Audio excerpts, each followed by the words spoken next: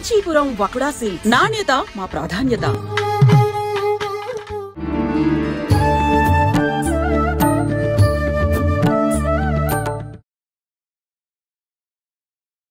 నమస్కారం, welcome to I dream. ధర్మ మార్గం విత్ విజిత కార్యక్రమానికి స్వాగతం. ప్రస్తుతం మనతో పాటు ఉన్నారు ప్రముఖ ఆధ్యాత్మికవేత్త అనుపమ అడూప. ఇప్పుడు వారితో మాట్లాడి మరిన్ని విషయాలు తెలుసుకునే ప్రయత్నం చేద్దాం. నమస్కారం అండి. నమస్తే అండి.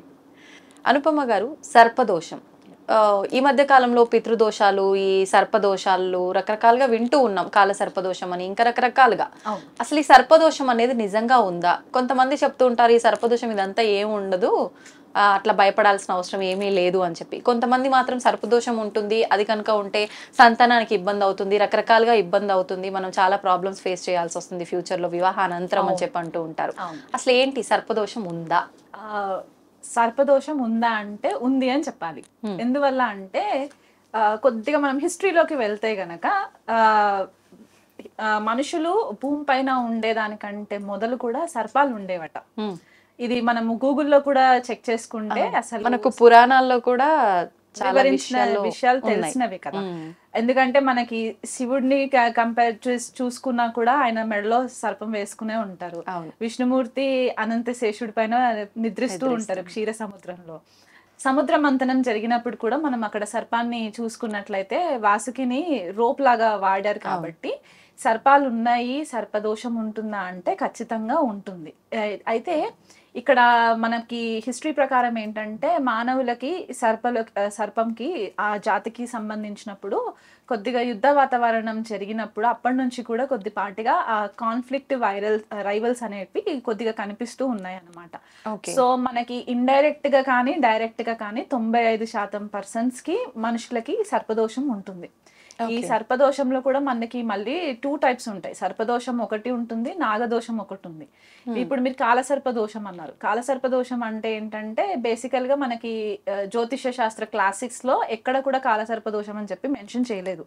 దానికి వేరే పేరు ఉంటుంది అన్నమాట. ఏంటండి అది? నాభస యోగం అని చెప్పేసి అంటూ ఉంటారు. ఇప్పుడు నాభస యోగం అంటే ఏంటంటే ఈ గ్రహాలన్నీ కూడా రాహుకేతు యాక్సెస్ లోకి వచ్చి ఆ గ్రిప్ లో ఉండడం అనమాట. అంటే అన్ని గ్రహాలు ఇప్పుడు ఒక వైపు రాహు కేతు 180 degrees డిఫరెన్స్ లో ఉంటాయి.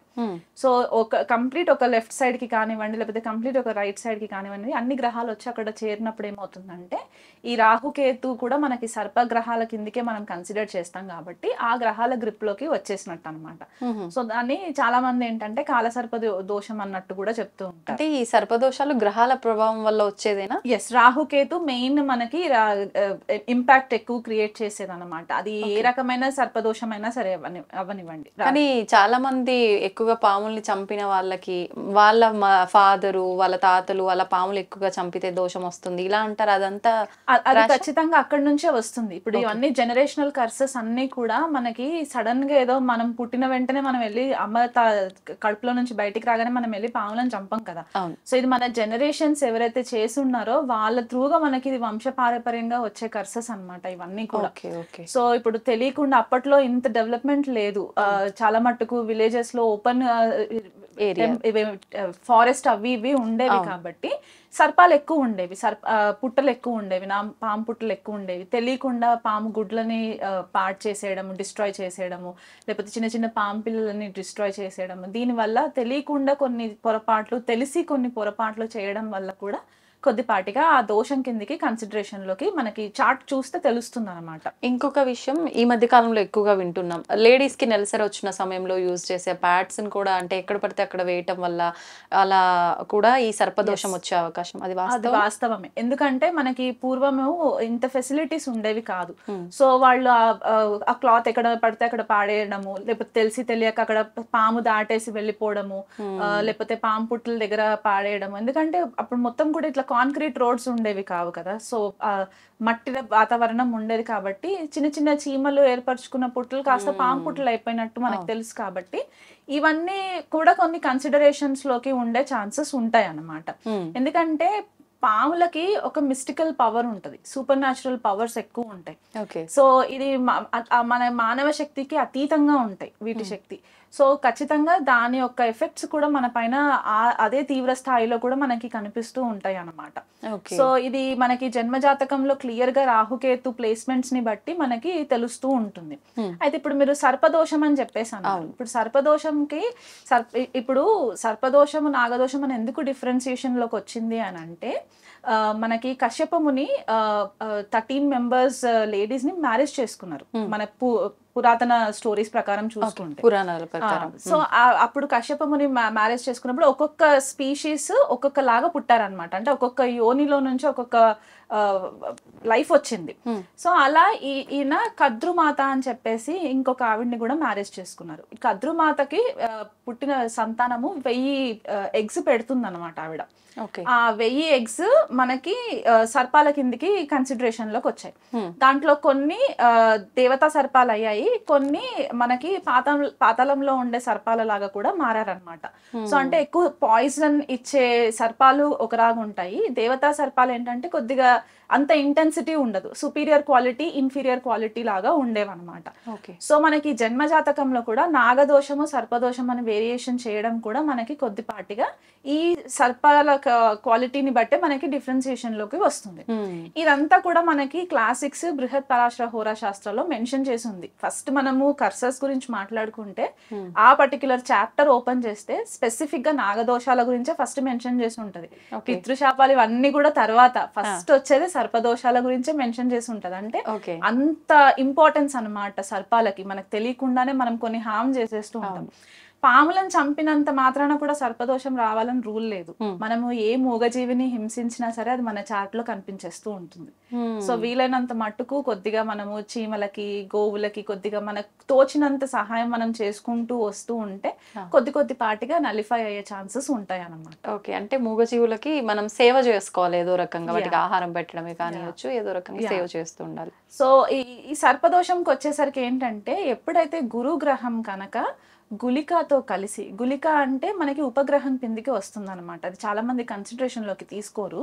కాకపోతే గురువు కనుక గుళికతో కలిసి ఉండి ఆయన గురువు బాధక అధిపతి అవుతే కనుక షష్ట అష్ట వ్యయ స్థానాలలో కనుక ఆయన ప్రభావం ఉండి దానిపైన రాహు యొక్క వీక్షణ పడితే గనక ఖచ్చితంగా వీళ్ళ జన్మ జాతకంలో సర్పదోషం ఉందని చెప్పుకోవడానికి మనకి కాంబినేషన్స్ కనిపిస్తాయి. ఓకే, సో ఇవే కాంబినేషన్స్ మళ్ళీ మనకి నవాంశలో కూడా చూసుకోవాలి. నవాంశలో చూసుకున్న తర్వాత మనకి ద్వాదశాంశ అని ఒక చార్ట్ ఉంటుంది, దాంట్లో కూడా చూసుకోవాలి.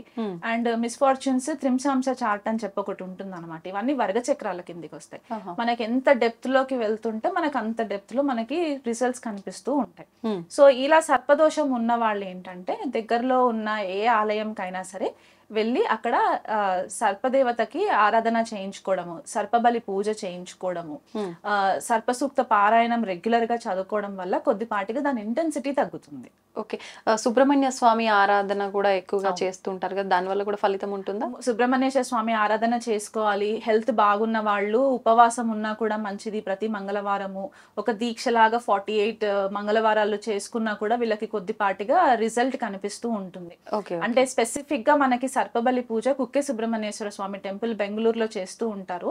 అక్కడికి వెళ్ళి రెగ్యులర్ గా పూజలు చేయించుకున్న, అంటే ఎవరి ఆర్థిక స్తోమతని బట్టి, మనం ఫోర్స్ చేయక్కర్లేదు, ఎవరి ఆర్థిక స్తోమతని బట్టి అక్కడికి వెళ్ళవలసిన వాళ్ళు ఉంటే వెళ్ళొచ్చు. లేదు ఇక్కడ మేము లోకల్లో చేయించుకుంటాము అని అనుకున్నా సరే సర్పబలి పూజ చేయించుకొని చిత్రకూట స్టోన్ తోటి విగ్రహం చేయించుకోవడం అనమాట, జంట నాగుల విగ్రహ ప్రతిష్టాపన చేయించుకొని.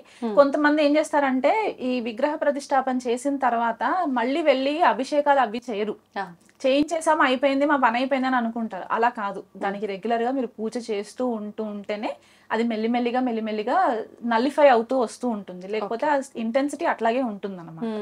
ఇప్పుడు మామూలుగా సర్పదోషం గురించి మాట్లాడుకున్నామంటే ఎలా వస్తుంది ఏంటి, అసలు సర్పదోషం ఉంది అని తెలవడానికి ఏమైనా సిమ్టమ్స్ ఉంటాయా? మామూలుగా సర్పదోషం ఉంటే సంతానము ఆలస్యం అవడం ఇది ఒక్కటే ఎక్కువగా మాట్లాడతారు, ఇంకేమైనా రీజన్స్ మనకు కనిపిస్తుంటాయి?